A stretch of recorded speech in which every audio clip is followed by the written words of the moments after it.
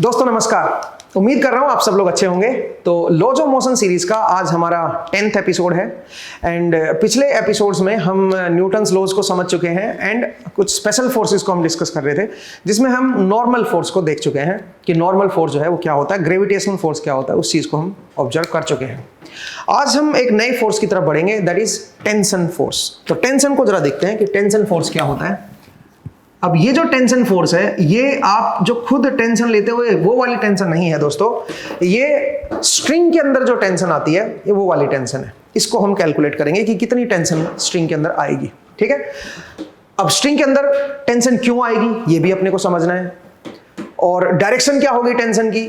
तो टेंशन भी एक काइंड ऑफ फोर्स ही है। ठीक है, वो कैसे पैदा होता है उसको जरा देखना है अपने को, उसकी डायरेक्शन क्या होती है वो देखना है, और उसके मैग्नीट्यूड क्या होता है वो हम कैसे कैलकुलेट करें वो देखना है। तो ये तीन चीजें हैं जो टेंशन पे अपने को समझने की जरूरत है।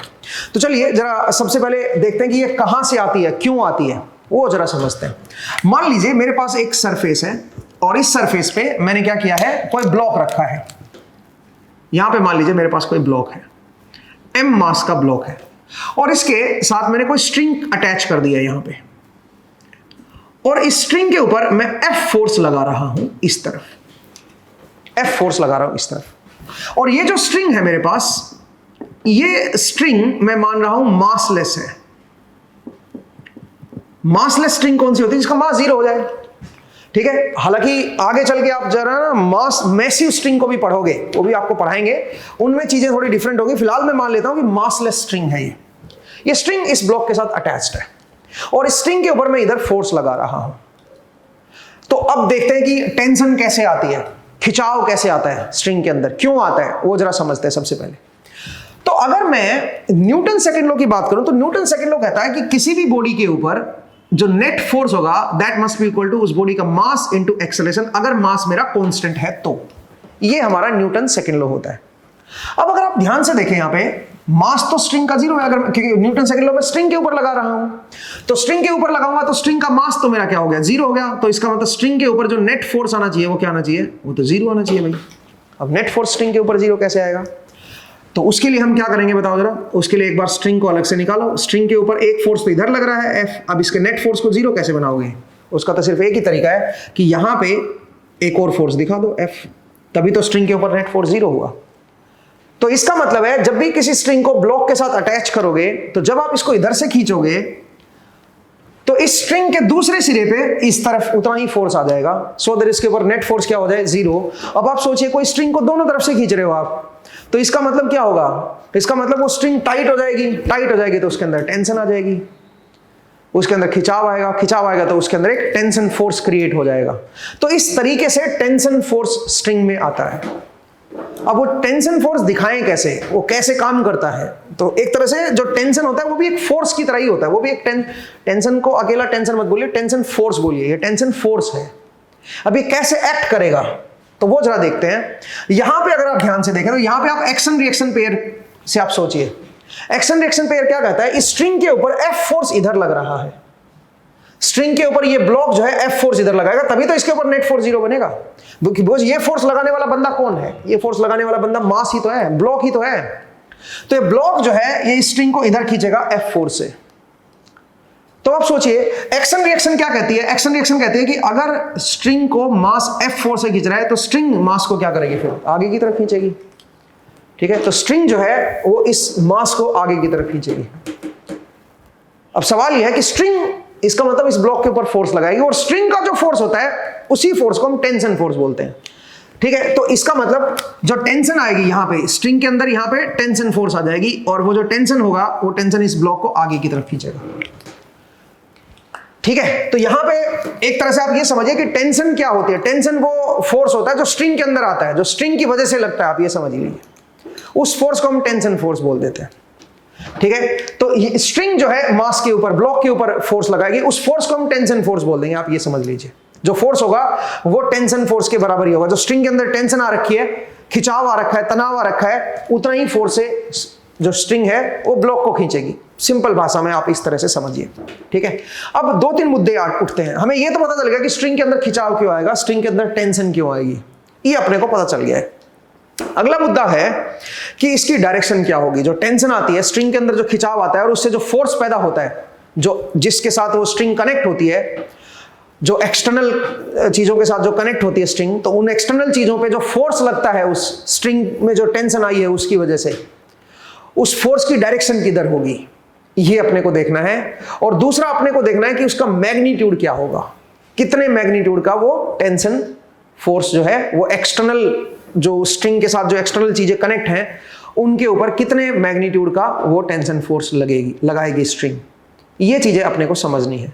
तो डायरेक्शन के लिए सबसे पहले हम क्या करते हैं, हम एक एक्सपेरिमेंट को परफॉर्म करते हैं। तो चलिए पहले एक्सपेरिमेंट सेटअप में मिलते हैं, उस एक्सपेरिमेंट को परफॉर्म करते हैं और उसके बाद वापस बोर्ड पे आते हैं और फिर मैग्नीट्यूड की बात करते हैं। तो मिलते हैं एक्सपेरिमेंट सेटअप में। तो चलिए दोस्तों, मेरे पास एक्सपेरिमेंट का सेटअप रेडी है और इसमें हम एक्सपेरिमेंट को परफॉर्म करके देखते हैं। एंड टेंशन का जो नेचर है उसको जरा समझने की कोशिश करते हैं कि टेंशन कैसे आती है और उसका किस तरह का नेचर होता है, क्या डायरेक्शन होती है और उसके मैग्नीट्यूड को कैसे कैलकुलेट किया जाता है, उन सब चीज़ों के ऊपर डिस्कशन करेंगे। तो सबसे पहले मेरे पास कुछ ब्लॉक्स रखे हुए हैं, ये स्टैंडर्ड मासेज है मेरे पास। ये 1 किलोग्राम का मास है, ये 950 ग्राम्स का हमने स्लॉटेड मास रखा हुआ है और ये भी मेरा 1 किलोग्राम का है। मैं आपको मेजर करके भी दिखा देता हूँ। हमारे पास ये लोड इंडिकेटर है, तो उसके ऊपर अगर मैं इसको रखूं तो ऑलमोस्ट ये 1000 ग्राम्स के राउंड दिखाएगा। थोड़ा बहुत एरर हमेशा रहता है, ठीक है। और ये जो है ये मेरा 950 ग्राम्स का है, आप इसको भी देख सकते हो। ये मेरा जो स्लॉटेड मास है 950 ग्राम्स का है, ठीक है।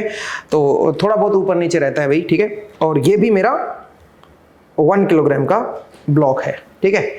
तो ये मेरे पास कुछ ब्लॉक थे और इनके ऊपर हम थोड़ा सा एक्सपेरिमेंट करेंगे। दूसरा मेरे पास एक स्ट्रिंग है, तो मैं यहाँ पे स्ट्रिंग को दिखा देता हूँ। ये मेरे पास एक स्ट्रिंग है और इसका मास जो है वो नेग्लिजिबल है। ये नेग्लिजिबल मास की स्ट्रिंग, अगर मैं थोड़ा और बड़ा भी ले लेता तो इसका कोई मास नहीं आता, ठीक है। नेग्लिजिबल मास है इसका, ठीक है। अगर ये थोड़े बहुत रीडिंग दिखा भी रही है तो ये रीडिंग इसकी वजह से नहीं दिखा रही, थोड़ा बहुत एरर होगा उस वजह से। एनीवे, तो ये मासलेस स्ट्रिंग है। आगे चल के आप मैसिव स्ट्रिंग को भी पढ़ोगे और टेंशन जो है मैसिव स्ट्रिंग में कैसे होती है वो हम आगे देखेंगे। बट फिलहाल जो हमारा मुद्दा है वो मासलेस स्ट्रिंग के ऊपर टेंशन को डिस्कस करने का है। तो ये मेरे पास स्ट्रिंग है, मासलेस है। अब अगर मैं इस स्ट्रिंग को कनेक्ट कर दूं किसी ब्लॉक के साथ, तो यहां पे ब्लॉक के साथ कनेक्ट है और ब्लॉक मान लीजिए मैंने यहां पे रख दिया है।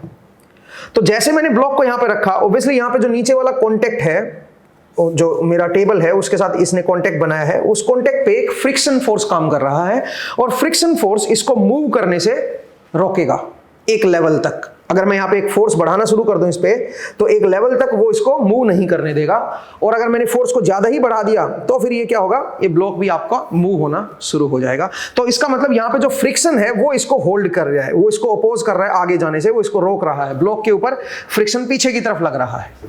फ्रिक्शन फोर्स को मैं आगे चल के पढ़ाऊंगा, तब आप इसको बेहतर समझोगे। बट अभी के लिए इतनी जानकारी काफी है कि यहाँ पे इसको ब्लॉक को आगे कौन नहीं आने दे रहा, फ्रिक्शन नहीं आने दे रहा। और मैंने यहाँ पे स्ट्रिंग कनेक्ट की हुई है।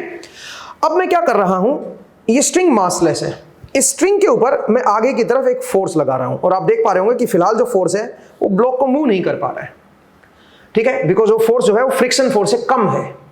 जब तक वो फ्रिक्शन फोर्स की जो मैक्सिमम वैल्यू है उससे ज्यादा फोर्स नहीं लगाऊंगा तब तक ये आगे नहीं आएगा। तो इसका मतलब ब्लॉक जो है वो रेस्ट पे है और यहां पे मैं फोर्स लगा रहा हूं। अब अगर मैं इस स्ट्रिंग को देखूं तो इस स्ट्रिंग के ऊपर according to Newton second law, अगर मैं नेट फोर्स की बात करूं तो नेट फोर्स हमेशा इसके ऊपर जीरो होगा। क्यों? क्योंकि इसका मास जीरो है। न्यूटन सेकंड लॉ कहता है कि F net equal to mass into acceleration. अब किसी चीज का अगर मास ही जीरो हो जाए तो बेशक वो चीज एक्सेलरेट हो रही हो या रेस्ट पे हो, उसके ऊपर नेट फोर्स क्या रहेगा, जीरो। इसका मतलब इस स्ट्रिंग के ऊपर चाहे ये एक्सेलरेट कर रहा होता चाहे ये रेस्ट पे है, इस स्ट्रिंग के ऊपर नेट फोर्स ऑलवेज क्या रहेगा, जीरो रहेगा, क्योंकि इसका मास जीरो है। अब आप बोलोगे सर नेट फोर्स जीरो कैसे होगा, जरा देखो। तो जरा देखिए नेट फोर्स कैसे जीरो होगा। अगर मैं यहां पे फोर्स लगा रहा हूं तो इस ये वाला जो हिस्सा है यहां से लेके यहां तक का, इस स्ट्रिंग का मास तो जीरो है, तो नेट फोर्स जीरो होना चाहिए। अब यहां पे मैंने एक फोर्स लगाया है आगे की तरफ, तो नेट फोर्स को जीरो बनाने के लिए इतना ही फोर्स जितना मैंने यहां पे आगे की तरफ लगाया उतना ही फोर्स ये ब्लॉक इसको पीछे की तरफ लगा रहा होगा, ठीक है। यहां पे उतना ही फोर्स पीछे की तरफ लग रहा होगा, सो दैट नेट फोर्स मेरा क्या हो जाए, जीरो।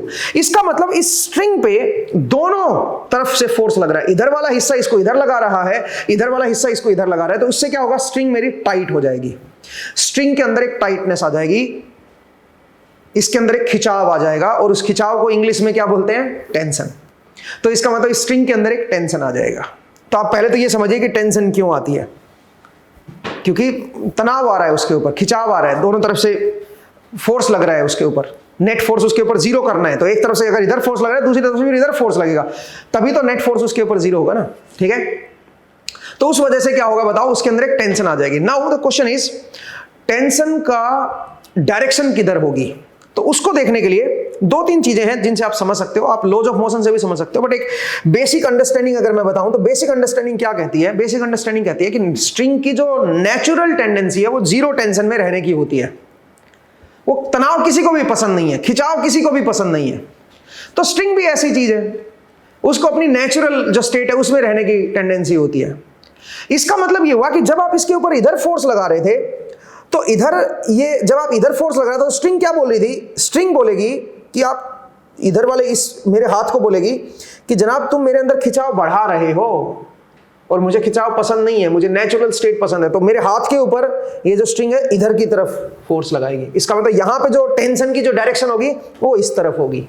सिमिलरली अगर आप यहां पे देखोगे तो यहां पे क्या बोलेगी इस ब्लॉक को? इस ब्लॉक को बोलेगी कि तुम क्योंकि रुके हुए हो, उस वजह से मेरे ऊपर उधर की तरफ तुम फोर्स लगा रहे हो और उससे मेरे अंदर खिंचाव आ रहा है, तो तुम एक काम करो, तुम आगे की तरफ आओ। इसका मतलब ये स्ट्रिंग इस ब्लॉक के ऊपर आगे की तरफ फोर्स लगाएगी। इसका मतलब यहां पे जो टेंशन दिखाओगे वो इस तरफ होगी। तो टेंशन की कैसे डायरेक्शन कैसे देखोगे? टेंशन की डायरेक्शन स्ट्रिंग की नेचुरल टेंडेंसी भी आप समझ सकते हो कि उसकी नेचुरल टेंडेंसी क्या होती है, जीरो टेंशन में आने की होती है। तो इधर वाले हिस्से को इधर खींचने की कोशिश करेगी, इधर वाले हिस्से को इधर खींचने की कोशिश करेगी। तो इस तरफ ऐसे आप टेंशन की डायरेक्शन को बता सकते हो। या एक और तरीका भी आप बोल सकते हो, टेंशन हमेशा अलोंग द स्ट्रिंग होती है। जैसे कि यहां पे देखिए, यहां पे अगर मान लीजिए मैं देखूं तो यहां पे मैंने कोई फोर्स लगाया तो अलोंग द स्ट्रिंग, यहां पे जो टेंशन लगेगी वो अलोंग द स्ट्रिंग लगेगी, इस तरफ लगेगी, और यहां पे जो टेंशन लगेगी वो अलोंग द स्ट्रिंग इस तरफ लगेगी, ठीक है। वो टेंशन आपकी इस तरफ लगेगी, ठीक है। तो टेंशन हमेशा अलोंग द स्ट्रिंग होती है। ये तो थी टेंशन की डायरेक्शन की बात। टेंशन बेसिकली एक जैसे वो इलास्टिक रबड़ होता है ना, जो आप यूज करते हो, इलास्टिक यूज करते हो, तो रबड़ की टेंडेंसी क्या होती है? रबड़ की टेंडेंसी यही होती है कि भाई वो नेचुरल स्टेट में रहे। तो अगर उस रबड़ को खींच दोगे तो उसकी टेंडेंसी क्या होगी? उसको वापस नेचुरल स्टेट में आने की होगी। तो इधर वाले हिस्से को इधर खींचेगा, इधर वाले हिस्से को इधर खींचेगा, सो दैट वो नेचुरल स्टेट में आए। ऐसी ही टेंशन की भी टेंडेंसी होती है। तो आप समझ गए होंगे कि टेंशन जो खिंचाव आता है किसी भी स्ट्रिंग में, रस्सी में, तो उसकी टेंडेंसी कैसी होती है, वो किस डायरेक्शन में लगती है, ठीक है। तो अब अगला मुद्दा है कि उसका मैग्नीट्यूड कैसे कैलकुलेट करें, टेंशन का मैग्नीट्यूड कैसे निकलेगा। तो उसको निकालने के लिए हम न्यूटन सेकंड लॉ का सहारा लेंगे और वो हम न्यूटन सेकंड लॉ से हम कैलकुलेट करेंगे। तो वो फिलहाल हम न्यूटन सेकंड लॉ में मैं नहीं जा रहा हूं कि न्यूटन सेकंड लॉ क्या है, कैसे इसको हम लगाएं न्यूटन सेकंड लॉ को। उससे आप टेंशन को कैलकुलेट कर सकते हो। लेकिन जैसे देखिए यहाँ पे अगर मैं बताऊं, थोड़ा बहुत मैं आइडिया दे देता हूं। सोचिए मैं इसको आगे की तरफ खींच रहा हूं, तो इस स्ट्रिंग के अंदर टेंशन है। अब वो टेंशन कैसे निकालेंगे वो जरा देखिए। यहाँ पे जो टेंशन लग रही है वो आगे की तरफ लग रही है और इस ब्लॉक के ऊपर एक फ्रिक्शन फोर्स पीछे की तरफ लग रहा है। तो अब मैं यहां पे न्यूटन सेकंड लॉ लगा सकता हूं। इसके ऊपर जो एफ नेट होगा वो मास इंटू एक्सेलरेशन होगा। और एफ नेट क्या होगा? एक टेंशन आगे की तरफ लग रही है, स्ट्रिंग इसके ऊपर टेंशन लगा रही है आगे की तरफ, और जो ब्लॉक है उसके ऊपर फ्रिक्शन पीछे की तरफ लग रहा है। तो tension minus friction must be equal to m into a, और वहां से आप इसकी एक्सेलरेशन को मतलब एक्सेलरेशन अगर आपके पास है तो आप m इंटू ए को निकाल लोगे और उससे आप क्या कर लोगे? टेंशन की वैल्यू को निकाल लोगे। तो इस तरह से आप टेंशन को कैलकुलेट कर सकते हो न्यूटन सेकंड लॉ की हेल्प से। बोर्ड पे हम ऐसे बहुत सारी सिचुएशंस को देखेंगे और वहां से आप देखिएगा कि टेंशन को कैसे कैलकुलेट करते हैं, मैग्नीट्यूड को कैसे निकालते हैं। बट डायरेक्शन किधर होगी और टेंडेंसी क्या होती है टेंशन की, वो हमने बताई। उसी के ऊपर एक और मैं आपको सिचुएशन दिखाता हूं। जरा देखिए, मेरे पास ये 1 किलोग्राम का ब्लॉक है और मैंने इस ब्लॉक के साथ एक स्ट्रिंग कनेक्ट की है। बट ये जो स्ट्रिंग है थोड़ी स्पेशल टाइप की है। हमने क्या किया है, बीच में एक रबड़ डाल दिया है। रबड़ जो इलास्टिक जो रबड़ होता है वो हमने यहाँ पे इलास्टिक लगा दिया है।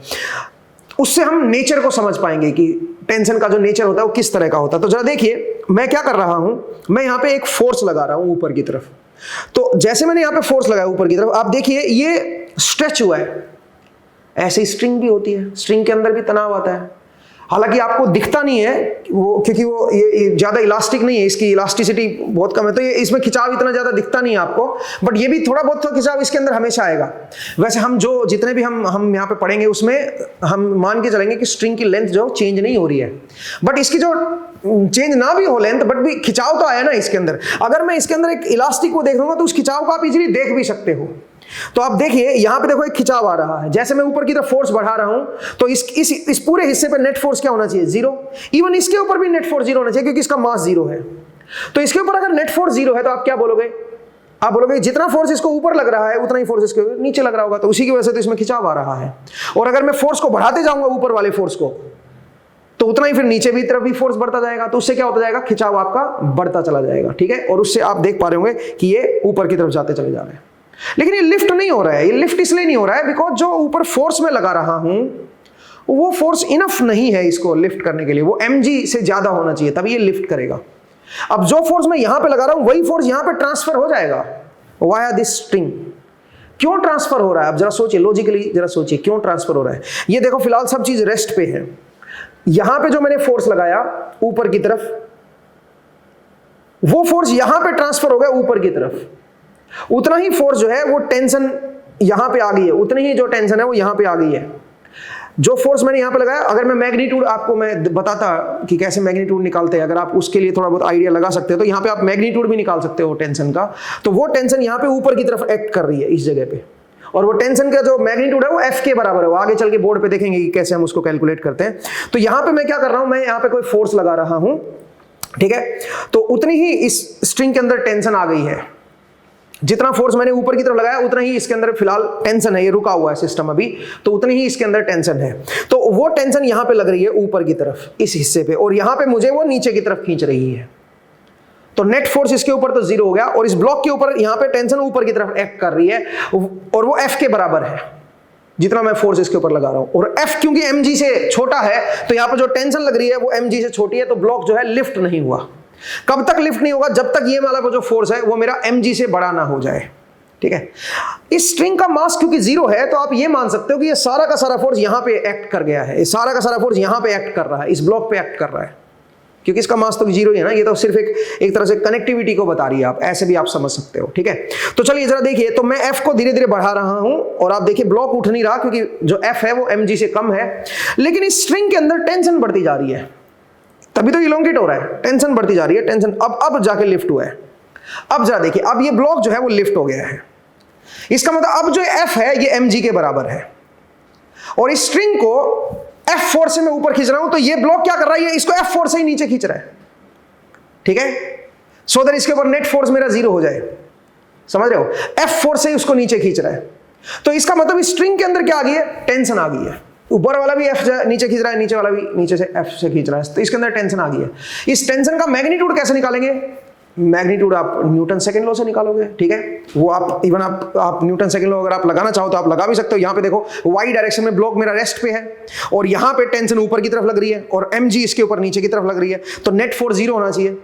तो T minus mg must be equal to zero. यहां से आप T की वैल्यू निकाल सकते हो, T इक्वल टू mg। तो इसका मतलब यहाँ पे जो टेंशन की वैल्यू होगी वो mg के बराबर होगी, और आप उस टेंशन को देख भी सकते हो। ये जो मेरा रबड़ था ये मेरा इलोंगेट हो गया है। ठीक है, तो इसका इस हिस्से के ऊपर जरा देखो, ये भी स्ट्रिंग का ही तो पार्ट है ना, तो स्ट्रिंग की अगर मैं कोई भी लेंथ लूंगा तो एक हिस्सा नीचे खींचेगा तो दूसरा हिस्सा ऊपर खींचेगा, उसकी वजह से ही तो उसके अंदर टेंशन आती है। अच्छा, अब इस स्ट्रिंग की क्या टेंडेंसी होगी, स्ट्रिंग की टेंडेंसी होगी ऊपर वाले हिस्से को नीचे खींचने की और नीचे वाले हिस्से को ऊपर खींचने की। इसका मतलब ये स्ट्रिंग क्या कर रहा है, इस हिस्से को नीचे खींच रहा है और नीचे वाले हिस्से को ऊपर की तरफ खींच रहा है। तो ऐसे ही आप यहां पे भी तो सोच सकते हो, ये जो स्ट्रिंग है ये ऊपर वाले हिस्से को नीचे खींच रही है और नीचे वाले हिस्से को ऊपर की तरफ खींच रही है। तो यहां पे T नीचे की तरफ लगा हुआ है, यहां पे T ऊपर की तरफ लगा हुआ है। ठीक है, इस तरह से आप T की डायरेक्शन को देख सकते हो और आप टेंशन के नेचर को समझ सकते हो कि टेंशन का नेचर जो होता है वो कैसा होता है। अब यहां से तो आपको स्ट्रिंग बढ़ती हुई नजर नहीं आ रही क्योंकि इलास्टिक नहीं है, लेकिन यहां पे तो आप इजीली देख सकते हो ना कि टेंशन कैसे काम करती है। टेंशन की वजह से स्ट्रिंग जो है वो खिंचाव महसूस करती है, तो उस खिंचाव को यहां पे देख सकते हो। ठीक है, अब एक काम करते हैं, यहां पे अब मैं क्या कर रहा हूं, देखिए अब मैं इसका मास को इंक्रीज कर रहा हूं। तो मास को कैसे इंक्रीज करेंगे जरा देखिए, मैंने क्या किया, मैंने यहां पे थोड़ा सा इसका मास इंक्रीज कर दिया। इसके अंदर ये 950 ग्राम्स का एक और ये जो स्लोटेड मास था ये मैंने डाल दिया। एक मिनट रुकिएगा, हाँ ये डाल दिया है। ठीक है, तो मैं इसको वापस डाल देता हूं। अब जरा देखिए दोस्तों, ये मैंने इसके अंदर डाल दिया है। ठीक है, 950 ग्राम्स का ये है, और ये मेरे पास कितना है ऊपर 1 किलोग्राम का है, ठीक है। अब जरा देखिए दोस्तों, अब मैं जरा इसको थोड़ा सा ठीक करता हूँ, ये उलझ गया है थोड़ा सा, तो मैं इसको थोड़ा ठीक कर देता हूँ। हाँ जी, तो जरा देखिए दोस्तों, अब टोटल जो मास है वो मेरे पास 950 नीचे वाला है और 1000 ऊपर वाला है, तो टोटल कितना होगा 1950 ग्राम्स हो गया। अब मैं क्या कर रहा हूं, मैं ऊपर की तरफ फोर्स लगाने की कोशिश कर रहा हूं, ठीक है। तो अभी मैं आपको बोर्ड पे कैलकुलेशन भी सिखाऊंगा कि कैसे टेंशन की वैल्यू कैलकुलेट की जाती है। तो जरा देखिए दोस्तों, फिलहाल तो कोई चीज मूव नहीं कर रही है। अगर कोई चीज मूव नहीं कर रही है, इसका मतलब क्या हुआ, इसका मतलब ये हुआ कि यहां पे जो टेंशन ऊपर की तरफ लग रही है that must be equal to mg, ठीक है। नेट फोर्स यहां पे 0 होना चाहिए, ठीक है। तो mg क्योंकि ज्यादा है और ऊपर वाला फोर्स क्योंकि कम है, तो उसकी वजह से दिक्कत ये आ रही है कि ये ऊपर लिफ्ट नहीं हो रहा है, ये यहीं पे रुका हुआ है। आप बोलोगे सर mg क्योंकि ज्यादा है ऊपर कम है तो ये तो एक्सेलेरेट होना चाहिए नीचे की तरफ, वो टेबल नहीं होने दे रहा एक्सेलेरेट उसको, ठीक है। टेबल इसके ऊपर नॉर्मल फोर्स ऊपर लगा रहा है, इसके ऊपर भी नेट फोर्स 0 ही है, लेकिन इसके ऊपर जो फोर्स अगर आप दिखाओगे, फिलहाल जो फोर्स दिखाओगे वो एक तो ये टेंशन दिखाओगे, एक इसके ऊपर mg नीचे की तरफ दिखाओगे, और एक टेबल का नॉर्मल फोर्स भी तो है ना, इसके ऊपर नॉर्मल फोर्स भी था ना, तो इसके ऊपर भी नेट फोर्स 0 है और यहां पे स्ट्रिंग के ऊपर भी नेट फोर्स 0 है। जितना फोर्स ऊपर लगा रहा हूं उतना ही फोर्स ये नीचे ब्लॉक जो है उतना ही फोर्स इसको नीचे खींच रहा है, ठीक है। तो अब जरा देखिए मैं क्या कर रहा हूं, ऊपर का फोर्स बढ़ाते जा रहा हूं, तो क्या होगा दोस्तों, टेंशन बढ़ती जा रही है, ठीक है। अब जरा देखिए, ये जैसे मैंने और बढ़ाने की कोशिश की और मैं बढ़ाते जा रहा हूं, अब जरा देखिएगा, ये टूट गया, तो ये स्ट्रिंग टूट गई। इसका मतलब ये हुआ कि ये स्ट्रिंग क्यों टूटी, क्योंकि स्ट्रिंग की अपनी एक स्ट्रेंथ थी, एक टेंशन तक ये स्ट्रिंग हैंडल कर सकती थी, खिंचाव को एक स्ट्रेंथ तक ये बैलेंस कर सकती थी। एक लेवल से अगर ज्यादा अगर मैं खिंचाव पैदा कर दूंगा तो ये टूट जाएगी, उस टेंशन को हैंडल नहीं कर पाएगी। तो टेंशन की वजह से टूटी है, क्योंकि इसके अंदर खिंचाव बहुत ज्यादा हो गया दोनों तरफ से, टेंशन उसकी वजह से इसके अंदर बहुत ज्यादा आ गई और वो उसको हैंडल नहीं कर पाई और उसकी वजह से टूट गई, ठीक है। तो आई होप आपको ये टेंशन की जो डायरेक्शन है, टेंशन का जो नेचर है वो समझ आया। अब वापस बोर्ड पे चलते हैं और बोर्ड पे इसको थोड़ा सा इसके मैग्नीट्यूड को कैसे कैलकुलेट करते हैं उसको जरा समझने की कोशिश करते हैं। तो चलिए दोस्तों, मिलते हैं बोर्ड पे एंड इसको जरा समझते हैं। तो दोस्तों, आपने एक्सपेरिमेंट देखा और एक्सपेरिमेंट में आपने ऑब्जर्व किया कुछ चीजों को और उससे आपने टेंशन के नेचर को समझा कि टेंशन का नेचर किस तरह का होता है और उसकी डायरेक्शन कैसे आती है। उसके नेचर से ही हम उसकी डायरेक्शन को बता सकते हैं। हालांकि डायरेक्शन बताने का 2 तरीके थे। एक तरीका तो ये था कि उसका नेचर क्या कहता है, स्ट्रिंग का जो नेचर होता है वो क्या होता है, वो 0 टेंशन में रहने का होता है। अब जब आप इसको इधर से खींच रहे हो तो स्ट्रिंग क्या बोलेगी, जो खींचने वाला बंदा है उसको क्या बोलेगी, उसको बोलेगी कि भाई तुम मत खींचो, उससे मेरे अंदर टेंशन बढ़ रही है और मैं 0 टेंशन में रहना चाहती हूं। तो उस बंदे के ऊपर वापस फोर्स लगाएगी। तो इसका मतलब यहां पे जो स्ट्रिंग का जो फोर्स होगा, जो टेंशन फोर्स होगा वो इस तरफ होगा, ठीक है। और यहां पे इस ब्लॉक को बोलेगी कि तुम आगे आओ भाई, तुम अगर रुके रहोगे तो मेरे अंदर खिंचाव बढ़ेगा। तो यहां पे जो टेंशन फोर्स होगा वो आगे की तरफ होगा। तो इसका मतलब जो स्ट्रिंग फोर्स लगाती है एक्सटर्नल चीजों पे, जो उसके साथ एक्सटर्नली जो कनेक्ट रहते हैं, जो मैसिव बॉडी जो कनेक्ट होती है स्ट्रिंग के थ्रू, तो उनके ऊपर जो टेंशन फोर्स लगती है वो टेंशन फोर्स की डायरेक्शन आप देखिए कि किस तरह से आप देखते हो। एक और तरीका भी मैंने बताया इसमें, और वो क्या था कि टेंशन की जो डायरेक्शन होती है वो अलोंग द स्ट्रिंग होती है दोस्तों। अलोंग द स्ट्रिंग जो है वो टेंशन की डायरेक्शन हम लोग दिखाएंगे, ठीक है। तो जैसे यहां पे अगर आप देखोगे तो स्ट्रिंग इस तरफ है ना, तो इस तरफ टेंशन दिखाओगे, और यहां पे अगर आप देखोगे तो स्ट्रिंग पीछे की तरफ है, तो टेंशन की डायरेक्शन जो है पीछे की तरफ दिखाओगे आप, ठीक है। तो टेंशन की जो डायरेक्शन होती है वो अलोंग द स्ट्रिंग होती है। आई होप आपको ये समझ आया कि किस तरह से हम टेंशन की डायरेक्शन को दिखाएंगे। अब अगला मुद्दा ये है कि टेंशन का मैग्नीट्यूड क्या होगा, टेंशन का मैग्नीट्यूड कैसे कैलकुलेट करें, उसको जरा समझने की कोशिश करते हैं दोस्तों, ठीक है। तो मैग्नीट्यूड कैसे निकालेंगे, उसके लिए अगेन हमें न्यूटन सेकंड लॉ पे जाना पड़ेगा, ठीक है। न्यूटन सेकंड लॉ पे चलते हैं और इसके मैग्नीट्यूड को जरा समझने की कोशिश करते हैं। तो मैं एक और सिचुएशन ले रहा हूं सो दैट आप टेंशन के मैग्नीट्यूड को समझ सकें।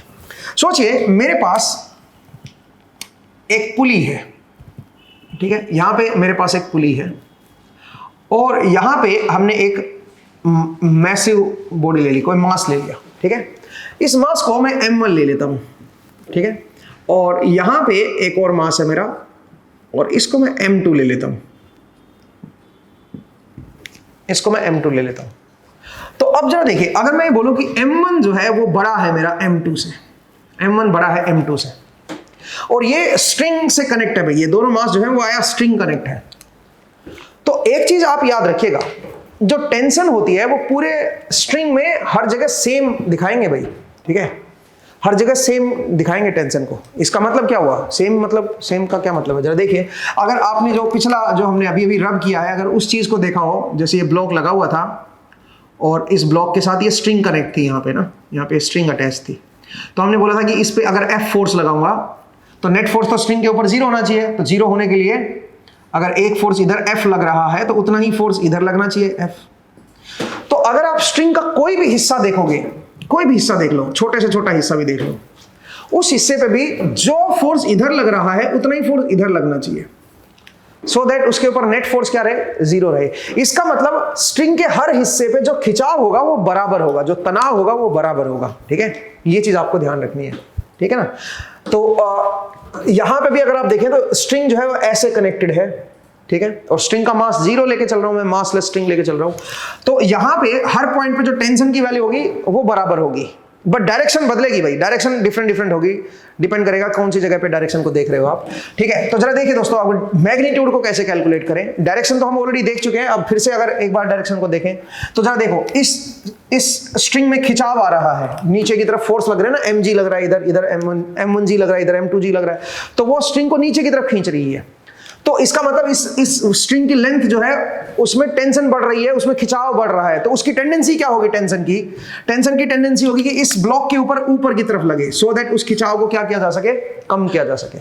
तो यहां पे आपका T टेंशन इधर आएगा, और यहां पे भी ऊपर की तरफ ही दिखाएंगे टेंशन को, क्योंकि ये खिंचाव नीचे की तरफ जा रहा है ना, तो इसको ऊपर की तरफ लगाने की टेंडेंसी दिखाएगा, सो दैट खिंचाव को कम किया जा सके। अच्छा, यहां पे टेंशन क्या होगी बताओ जरा, यहां पे टेंशन नीचे की तरफ होगी, ठीक है, इस तरफ, क्योंकि ये पुली के ऊपर आ गया ना स्ट्रिंग, तो एक तरह से कनेक्ट होगी, यहां पे एक तरह से पुली से कनेक्ट होगी, एक्सटर्नल बॉडी के साथ कनेक्ट होगी। तो पुली के ऊपर क्या करेगा, इधर वाली जो साइड है वो T टेंशन इधर लगाएगी, और इधर वाली जो साइड है वो T टेंशन इधर लगाएगी।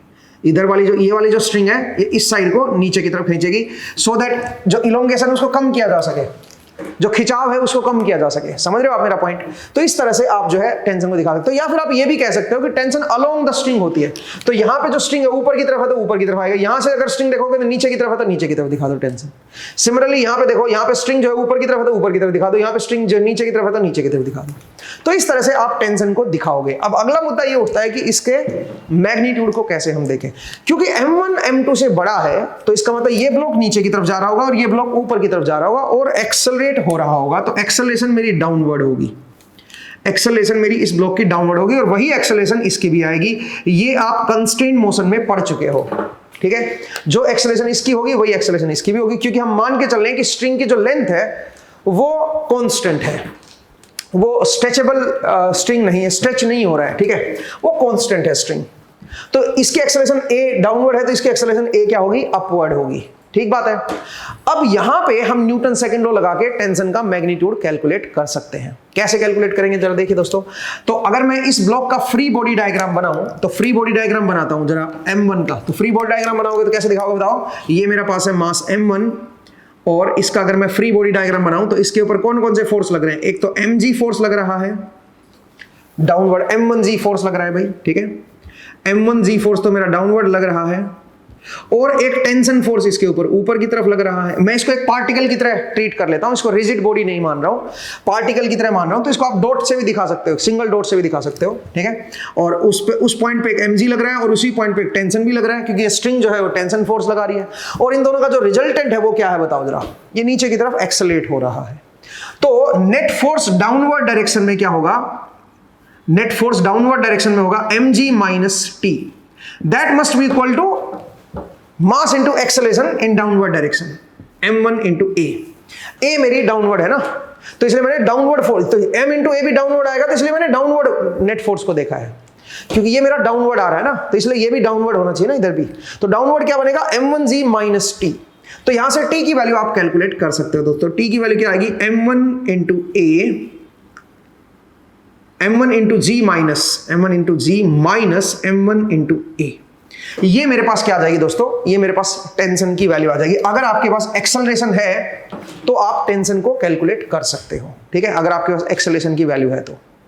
अब आप बोलोगे सर एक्सेलरेशन की वैल्यू कैसे कैलकुलेट करें, वो भी देखते हैं, ठीक है। तो आपने इसके ऊपर क्या किया, इसके ऊपर आपने न्यूटन सेकंड लॉ लगाया और उससे आपने टेंशन निकाल ली। ठीक है, अब आइए इस ब्लॉक के ऊपर न्यूटन सेकंड लॉ लगाते हैं। तो अगर आप इस ब्लॉक के ऊपर न्यूटन सेकंड लॉ लगाओगे तो अगेन ये ब्लॉक भी आप एक पार्टिकल की तरह ट्रीट कर सकते हो। ठीक है, ये मेरा m2 है तो इसके ऊपर एक तो m2g लगेगा, m2g, और एक लगेगा टेंशन। ठीक है, एक आपका टेंशन, टेंशन देखो पूरी स्ट्रिंग में सेम है, एक लगेगा टेंशन भाई। ठीक है, तो अब जरा देखिए यहां से अगर मैं इसकी एक्सेलरेशन अपवर्ड है, अब यहां पे ये जो एक्सेलरेट होगा ऊपर की तरफ होगा, तो अगर मैं नेट फोर्स अपवर्ड देखूं, क्योंकि मास इनटू एक्सेलरेशन इस बार अपवर्ड है ना, ये m2 इनटू a इस बार अपवर्ड है, तो रिजल्टेंट फोर्स भी अपवर्ड की तरफ देखना पड़ेगा ना। तो नेट फोर्स अपवर्ड की तरफ बनेगा t minus m2 into g, that must be equal to m2 into a मतलब इसकी जो एक्सेलरेशन है वो। तो यहां से t की वैल्यू क्या आ जाएगी दोस्तों, यहां से t की वैल्यू आएगी m2 into g plus a। तो अगर आपको टेंशन निकालनी तो आप इधर से भी निकाल सकते हो, आप इधर से भी निकाल सकते हो, अगर आपको एक्सेलरेशन पता है तो ही आप कर पाओगे। ठीक है, लेकिन अगर एक्सेलरेशन नहीं है तो कोई बात नहीं, यहां से जो टेंशन आई और यहां से जो टेंशन आई वो दोनों सेम ही होंगी भाई, तो इनको बराबर कर दो, उससे आप एक्सेलरेशन को पहले कैलकुलेट कर लो।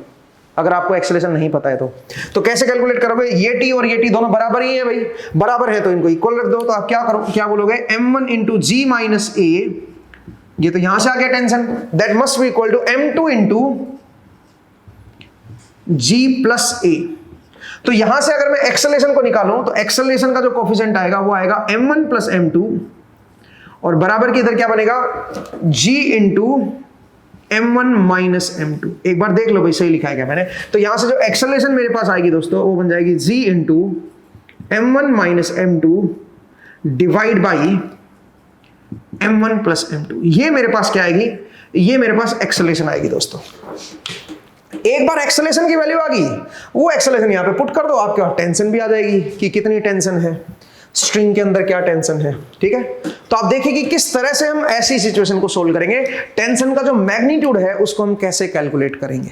ठीक है, आई होप ये कंसेप्ट आपको समझ आया कि टेंशन को कैसे देखा जाता है, उसके मैग्नीट्यूड को कैसे कैलकुलेट किया जाता है। पहले आप एक्सेलरेशन निकाल लो, अगर दे रखी है तो बहुत अच्छी बात है, अगर पता है आपको तो बहुत अच्छी बात है, अब सीधा इधर पुट कर दो।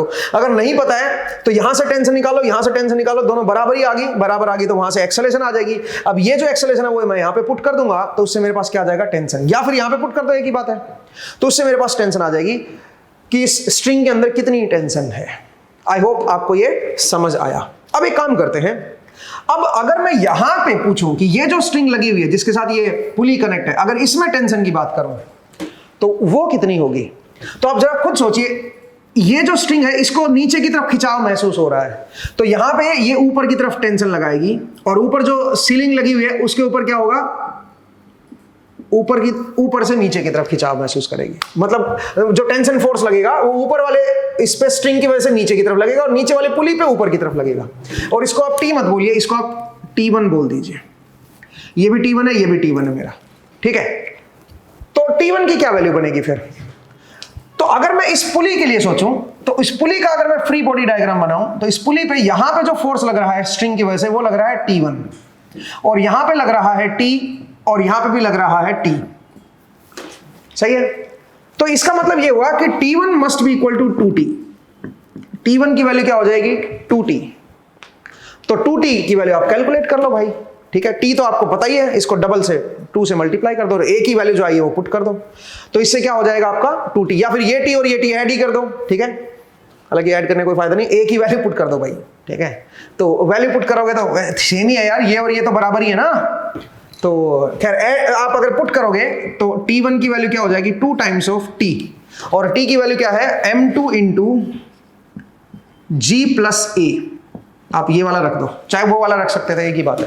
और A की वैल्यू अगर आप पुट करोगे तो क्या बन जाएगा दोस्तों, वो बन जाएगा m2 इंटू, बोलिए, G प्लस A। तो G प्लस A की जगह पे क्या करोगे, G into m1 minus m2 divide by m1 plus m2।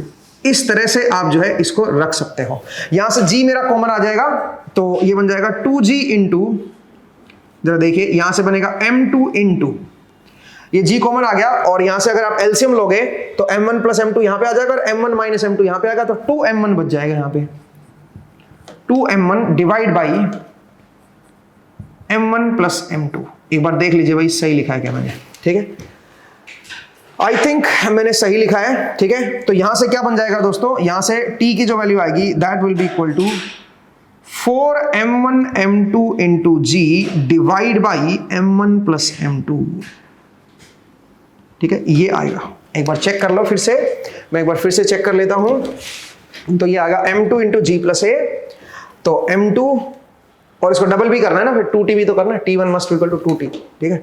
तो इसका मतलब क्या हुआ, इसका मतलब अगर मैं यहां पे देखूंगा तो ये क्या बन जाएगा 2 टाइम्स ऑफ t, t की वैल्यू क्या आएगी m2 इंटू जी प्लस ए की वैल्यू मैंने ये पुट कर दी है भाई, ठीक है। तो g मेरा पास बाहर आ गया 2g, और ये क्या बन गया m2 इंटू 1 प्लस ये बचेगा, तो इसको एलसीएम लोगे तो यहां पे ये आ जाएगा 2m1 हो जाएगा यहां पे, ठीक है भाई, मेरे हिसाब से ठीक है भाई। तो दोस्तों आपने t1 की वैल्यू कैलकुलेट कर दी। आप बोलोगे सर ये t1 इक्वल टू 2t क्यों रख दिया आपने यहाँ पे, क्योंकि आप इसका अगर फ्री बॉडी डायग्राम देख रहे हो पुली का, तो पुली एक्सेलेरेट तो हो नहीं रही है, पुली मूव तो कर नहीं रही है। अगर पुली मूव नहीं कर रही तो उसके ऊपर नेट फोर्स 0 होना चाहिए। तो इस पुली के ऊपर t1 इधर लग रहा है और एक t और एक t, ये 2t इधर लग रहे हैं, तो इसका मतलब इसके ऊपर नेट फोर्स मेरा 0 होना चाहिए। और अगर नेट फोर्स 0 होना चाहिए तो आप ये कह सकते हो कि t1 की वैल्यू जो है वो 2t के ही बराबर आएगी, ये वाला फोर्स और ये वाला फोर्स जो है बराबर आना चाहिए, ठीक है। तो इसलिए मैंने t1 को 2t के बराबर रखा, और यहां से हमने t1 की वैल्यू जो यहां पे जो नेट फोर्स दिखाई देगा आपको, वो हमने निकाल लिया कि कितना फोर्स यहां पे आपको नजर आएगा, वो फोर्स भी हमने कैलकुलेट कर लिया कि वो कितना फोर्स होगा, मतलब जो ऊपर वाली जो सीलिंग होगी उसको कितना फोर्स महसूस होगा, उसको इतना फोर्स महसूस होगा, ठीक है। कुछ लोग सोचते हैं कि सर देखो ये मास m1 है, ये मास m2 है, तो दोनों का अगर मैं जोड़ दूंगा तो क्या बनेगा m1 प्लस m2 बनेगा, और m1 प्लस m2 का टोटल जो मास है उसके ऊपर जो ग्रेविटी वाला जो फोर्स लगेगा वो कितना लगेगा, वो लगेगा m1 प्लस m2 इंटू जी, ये फोर्स लगेगा दोनों के ऊपर मिला के। अगर दोनों को इकट्ठा में मान लूं तो दोनों को मिला के कितना फोर्स लगेगा, m1 प्लस m2 इंटू जी लगेगा। तो ऊपर वाला जो फोर्स होना चाहिए t1 वो तो इसके बराबर ही आना चाहिए, ठीक है, लेकिन उसके बराबर नहीं आया दोस्तों, वो इसके बराबर आया है t1 की वैल्यू, ठीक है। और ये जो वैल्यू है ये इस वैल्यू के बराबर है या इससे कम है, जरा सोचिए। अगर मैं m1 को 2 किलोग्राम ले लूं और m2 को अगर मैं 1 किलोग्राम ले लूं, m2 को अगर मैं 1 किलोग्राम ले लूं तो यहां से तो ये 3g बनेगा t1 की वैल्यू, ठीक है। और अगर एक्चुअल में देखूं तो क्या बनेगा, एक्चुअल में देखूंगा तो यहां से आएगा, यहां से कितना आएगा 4 into m1 into m2 divide by 3, m1 plus m2 into g कर दो तो बन जाएगा 8g बाई 3, ठीक है। तो ये 3g से छोटा आ गया, 3g से कम आया। इसका मतलब ये हुआ कि जब आप इसको ऐसे देख रहे हो, जब ये m1 और m2 को इकट्ठा कर दोगे और इकट्ठा करके देखोगे तो आपको लगेगा कि t1 की वैल्यू तो इन सबको मिला के जो फोर्स लग रहा है वही होना चाहिए, उससे तो 3g बनना चाहिए टोटल फोर्स। लेकिन एक्चुअल में जो फोर्स आ रहा है t1, जो सीलिंग के ऊपर फोर्स लगेगा वो आपका ये बनेगा दोस्तों, ठीक है, 8g बाई 3 बनेगा। इसका मतलब एक्चुअल में वो कम आएगा उनसे। अब इसको हम एक्सपेरिमेंट के थ्रू देख भी सकते हैं, इसको हम ऑब्जर्व भी कर सकते हैं कि यहाँ पे जो फोर्स लगेगा वो एक्चुअल में इन दोनों के टोटल जो ग्रेविटी का फोर्स लग रहा है दोनों को जोड़ने से उससे कम आएगा। ये गलत है, दिस इज रॉन्ग, ठीक है, ये ऊपर वाला रॉन्ग है दोस्तों। ये तो आपका बस आइडिया लगता है, आपको ऐसा लग रहा है ना कि भाई जो दोनों का जो फोर्स है उन सबको मिला के यहाँ पे फोर्स बनेगा, उतना नहीं आएगा। इसका m1g और इसका m2g ये दोनों को ऐड कर दोगे तो ये t1 बनेगा सीलिंग वाला, वो नहीं होगा दोस्तों, ठीक है। अगर ये एक्सेलेरेट कर रही हैं तो ये वाला फोर्स जो है वो यहाँ पे आएगा, ठीक है।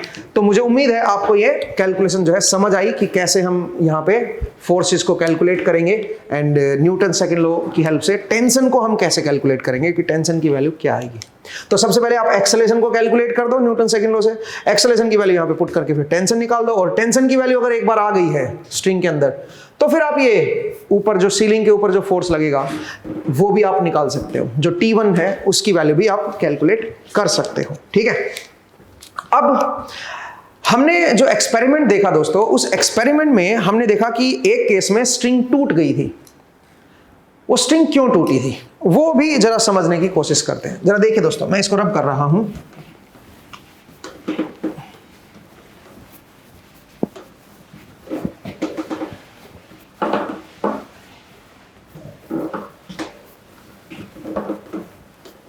देखिएगा,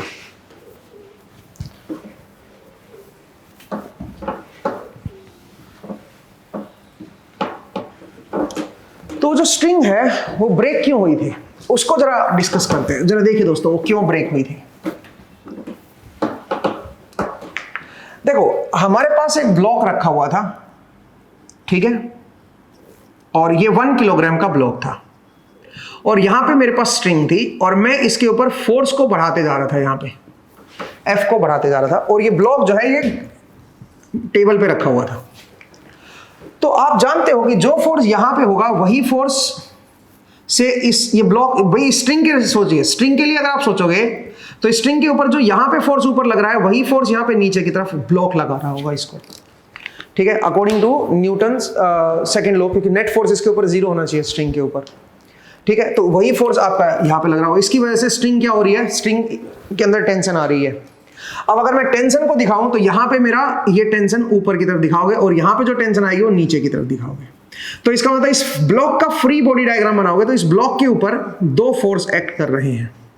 एक तो mg फोर्स नीचे की तरफ है, तो m की वैल्यू तो खैर 1 ही है, और एक टेंशन फोर्स जो है, जो स्ट्रिंग इसके ऊपर लगा रही है, वो टेंशन फोर्स ऊपर होगा। हालांकि उस टेंशन फोर्स की वैल्यू क्या होगी, वो वैल्यू इस F के बराबर ही होगी। जब तक ये ब्लॉक मूव नहीं कर रहा है उस F के बराबर ही होगी, जब मूव कर रहा है तब भी देखेंगे, ठीक है, इस F के बराबर ही होगी। क्यों F के बराबर होगी भाई, आप खुद सोचिए। इस स्ट्रिंग के ऊपर F फोर्स नीचे की तरफ कौन लगा रहा है, ब्लॉक। तो एक्शन रिएक्शन पेयर क्या कहता है, एक्शन रिएक्शन पेयर कहता है कि अगर स्ट्रिंग के ऊपर F फोर्स नीचे की तरफ लग रहा है तो ब्लॉक के ऊपर भी स्ट्रिंग फिर ऊपर की तरफ फोर्स लगा रही होगी, तो वो फोर्स भी F ही होगा फिर, एक्शन इक्वल टू रिएक्शन।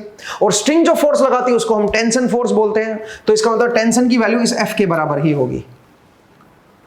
सही बात है, टेंशन की वैल्यू इस F के बराबर ही होगी। तो इसका मतलब यहां पे जो टेंशन है ये F के बराबर ही है। तो इस ब्लॉक के ऊपर 2 फोर्स लगे हुए हैं, कौन कौन से, एक फोर्स F लगा हुआ है और एक G लगा हुआ है। सिर्फ 2 फोर्स नहीं है दोस्तों, एक और फोर्स भी है, क्योंकि ये टेबल पे रखा हुआ है ब्लॉक, तो टेबल पे रखा हुआ है तो इसके ऊपर एक और फोर्स आएगा ऊपर की तरफ, दैट इज नॉर्मल फोर्स, ठीक है, normal force N0। Net move, ये मूव कर नहीं रहा, ये रेस्ट पे रखा हुआ है, तो रेस्ट पे रखा हुआ है तो इसका मतलब आप जब न्यूटन सेकंड लॉ लगाओगे तो आप लिखोगे F प्लस N0, F मतलब tension, F plus N0 is equal to G, mg, m की वैल्यू 1 है मेरे पास। तो यहां से जो नॉर्मल फोर्स की वैल्यू भी अगर मैं पूछूं तो नॉर्मल फोर्स की वैल्यू भी आप निकाल सकते हो, G माइनस F। इतना मेरा नॉर्मल फोर्स यहां पे लग रहा होगा, जो टेबल लगा रहा होगा इधर, ठीक है, इतना नॉर्मल फोर्स लग रहा होगा। अब सुनिए मैं क्या कर रहा हूं, मैं F को बढ़ाते जा रहा हूं। अच्छा, टेंशन की वैल्यू F के बराबर ही रहेगी, ध्यान देना भाई, टेंशन की वैल्यू F के बराबर ही रहेगी, क्योंकि नेट फोर्स इसके ऊपर 0 करना है ना, स्ट्रिंग के ऊपर। तो जितना फोर्स आप यहां पे लगा रहे हो उतना ही फोर्स ब्लॉक इसको नीचे की तरफ लगाएगा, सो दैट नेट फोर्स 0 हो जाए। और ब्लॉक जितना फोर्स लगाएगा उतना ही फोर्स स्ट्रिंग इसको ऊपर की तरफ लगाएगी, और स्ट्रिंग जो फोर्स लगाती है वो टेंशन फोर्स लगाती है। तो इसका मतलब tension force must be equal to this F, ठीक है, जो ऊपर वाला F है उसी के बराबर मेरा टेंशन फोर्स आ जाएगा यहाँ पे, ठीक बात है। अब सुनो, तो यहां से मैं नॉर्मल फोर्स की वैल्यू भी निकाल सकता हूं कि नॉर्मल जो है वो कितना फोर्स इसके ऊपर लग रहा है, नॉर्मल फोर्स मेरा क्या है, ठीक है। आई होप आपको ये समझ आया। अब एक काम करते हैं, अब तो नॉर्मल फोर्स बदलता रहेगा, क्यों बदलता रहेगा, क्योंकि मेरा F जो है वो बदल रहा है, मैं F को बदल रहा हूं। अगर मैं F को बदलता रहूंगा तो मेरा नॉर्मल फोर्स जो है वो बदलता रहेगा, और अगर नॉर्मल फोर्स बदलता रहेगा तो एक पॉइंट ऐसा भी आएगा जहां पे नॉर्मल फोर्स 0 हो जाएगा। अब आप जरा सोचिए, नॉर्मल फोर्स 0 कब होगा, जब ये लिफ्ट होना शुरू होगा, जब ये कॉन्टैक्ट ब्रेक होगा। तो जब नॉर्मल फोर्स 0 होगा तो उस केस में F की वैल्यू किसके बराबर होगी, mg के बराबर हो जाएगी। सही है, बिकॉज ये mg है ना भाई, m की वैल्यू 1 रख दो ना यार यहाँ पे। तो आप बताइए नॉर्मल फोर्स 0 कब होगा, जब कॉन्टैक्ट ही ना रहे यहाँ पे। और कॉन्टैक्ट कब नहीं रहेगा, जब ये लिफ्ट हो चुका होगा, बिल्कुल वर्ज पे होगा लिफ्ट होने के। तो इसका मतलब जब F की वैल्यू मेरी mg के बराबर हो जाएगी तो उस केस में नॉर्मल फोर्स मेरा 0 हो जाएगा, कॉन्टैक्ट जस्ट ब्रेक हुआ होगा। तो इसका मतलब अगर मैं F को बढ़ाते जा रहा हूं तो एक पॉइंट तक ये लिफ्ट नहीं होगा। क्यों नहीं लिफ्ट होगा, क्योंकि नॉर्मल फोर्स मेरा पॉजिटिव रहेगा, टेबल जो है इसको ऊपर की तरफ फोर्स लगा रहा होगा, और जितना ऊपर की तरफ फोर्स होगा उतना ही नीचे की तरफ फोर्स होगा, ये रेस्ट पे रहेगा। कब तक रहेगा, जब तक इस F को मैं किसके बराबर ना कर दूं, mg के बराबर ना कर दूं। जैसे ही मेरा F जो है mg के बराबर हुआ,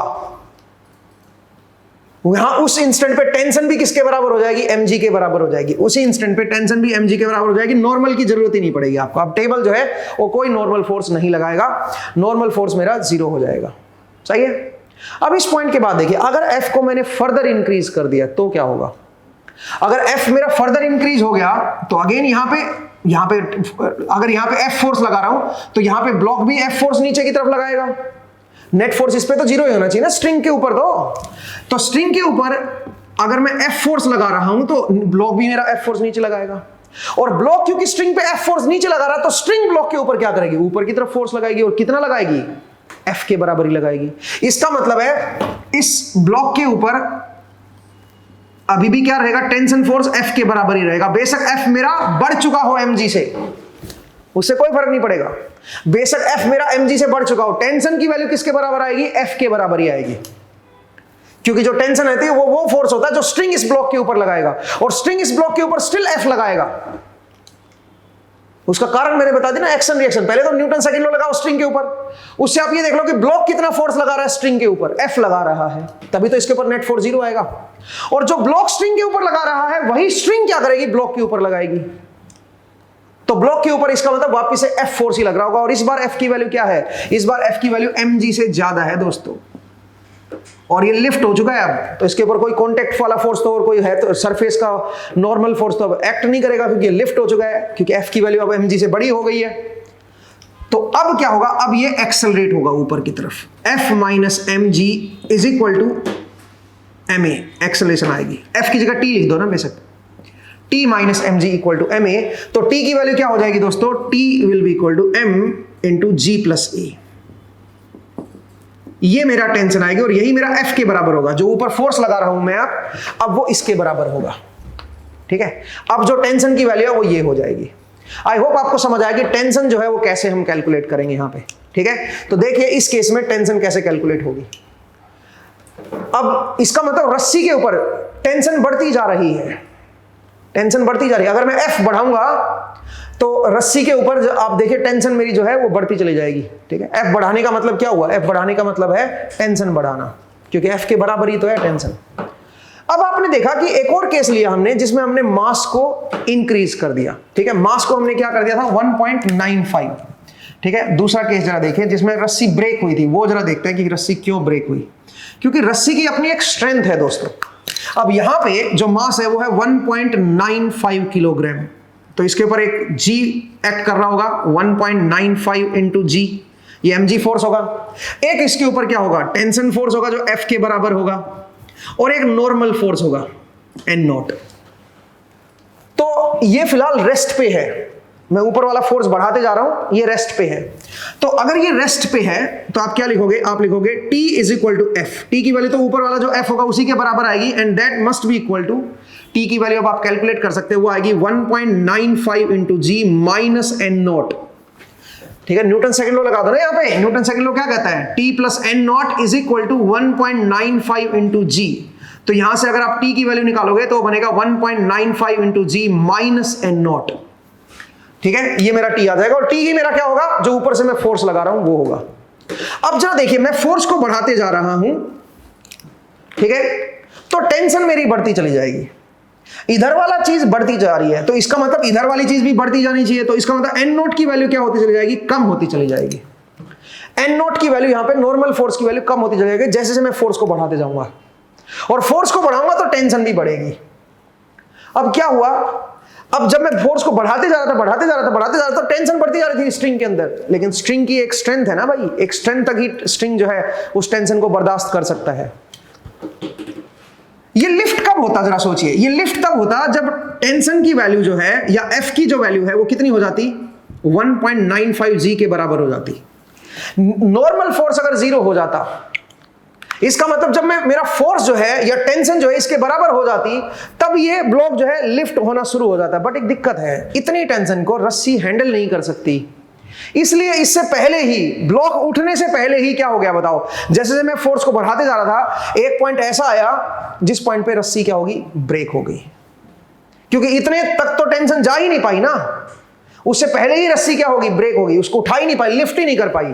लिफ्ट नहीं कर पाई, मैं असल में मैं फोर्स को बढ़ाते जा रहा था, टेंशन बढ़ाते जा रहा था। फोर्स बढ़ती जा रही है, टेंशन बढ़ती जा रही है, नॉर्मल फोर्स कम होता जा रहा है। ठीक है, नॉर्मल फोर्स कम होता जा रहा है। अब अगर नॉर्मल फोर्स कम होता जाएगा तो इसका क्या मतलब है? इसका मतलब यह है कि टेंशन मेरी बढ़ती जा रही है। एक पॉइंट ऐसा आएगा जब टेंशन जो है वो रस्सी हैंडल नहीं कर पाएगी, और उस पॉइंट पे लिफ्ट नहीं हुआ है, ध्यान रखना, उस पॉइंट पे नॉर्मल फोर्स जीरो नहीं हुआ है, स्टिल कुछ ना कुछ नॉर्मल फोर्स है, और टेंशन मेरी बढ़ चुकी है, तो इतनी बढ़ चुकी है कि रस्सी हैंडल नहीं कर पा रही, और रस्सी क्या हो गई उस टाइम पे, ब्रेक हो गई। इसलिए वहां पे आपकी जो रस्सी थी वो ब्रेक हुई। आई होप आपको समझ आया। इसका मतलब रस्सी ब्रेक होने का कारण सिर्फ और सिर्फ टेंशन है। रस्सी की एक लिमिट होती है, अगर उससे ज्यादा अगर वो आप वजन उठाने की कोशिश करोगे तो उसके अंदर टेंशन जो है, मतलब जो टेंशन की एक लिमिट है, अगर उससे ज्यादा टेंशन अगर उसके अंदर आ गई तो रस्सी टूट जाएगी। ठीक है, आई होप आपको ये एक्सपेरिमेंट समझ आया, और इससे आपको ये कैलकुलेशन जो है ये भी आपको समझ आई कि असल में हो क्या रहा है। तो आप जरा इन सारे जो न्यूटन्स लॉज हैं अब इनको ध्यान से अप्लाई कीजिएगा, तो आप हर चीज को समझ पाओगे। अब चलिए, अब आज का जो एपिसोड है उसको हम यहीं पे एंड करते हैं, और अगले एपिसोड में फर्दर हम टेंशन पे ही बात करेंगे, और देखते हैं कुछ मजेदार एक्सपेरिमेंट भी करेंगे, और उनसे इसको हम और बेहतर समझने की कोशिश करेंगे, इस टेंशन फोर्स को। ठीक है, धीरे धीरे अभी हमारे पास जो पॉइंट्स हैं वो कनेक्ट होते जा रहे हैं, और अगले एपिसोड में हम कुछ और एक्सपेरिमेंट देखेंगे और उससे इसको समझने की कोशिश करेंगे। आज के लिए इतना ही करते हैं दोस्तों, नेक्स्ट एपिसोड में फिर से आपसे मुलाकात होगी। अपना ख्याल रखिए, पढ़ते रहिए, मुस्कुराते रहिए, नेक्स्ट टाइम मिलेंगे। Thank you.